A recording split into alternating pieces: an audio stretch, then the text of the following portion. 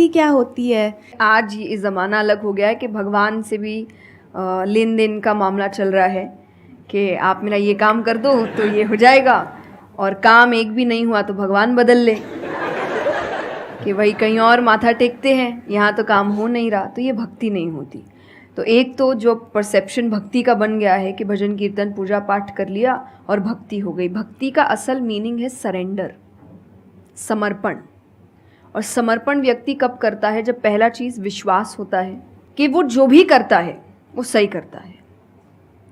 मुझसे कई बार लोग पूछते हैं कि आप बहुत ज़्यादा डिप्रेशन में नहीं जाते, या कोई आपने सब कुछ देखा है, चाहे स्ट्रगल है, इंसल्ट है, रिजेक्शन है, हर फील्ड में हर चीज़ होती है।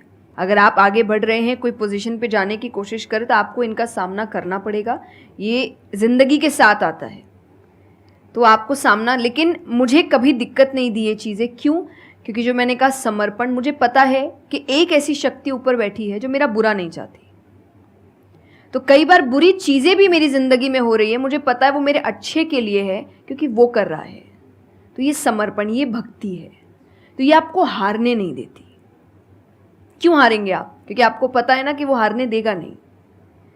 तो आप अपने आप गिरे, आप फिर उठेंगे कि नहीं भाई अभी गिरना शायद ज़रूरी होगा, उसका इशारा है, इसीलिए चलो फिर उठते हैं, फिर आगे बढ़ते हैं। तो अर्जुन ने भी जब समर्पण की बात गीता जी में आती है, तो कई लोग कहते हैं कि धर्म का मतलब होता है अंधविश्वास। नहीं, क्योंकि अगर अंधविश्वास होता, अंधविश्वास में क्वेश्चन करना अलाउड नहीं होता आपको।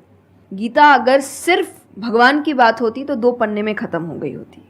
ये दोनों के बीच की बात है, जिसमें अर्जुन ये जानते हुए कि सामने कौन खड़ा है, क्वेश्चन करने के तो कोई सवाल ही नहीं था वहाँ पर कि भगवान लड़ने बोल रहा है, क्या क्वेश्चन करना।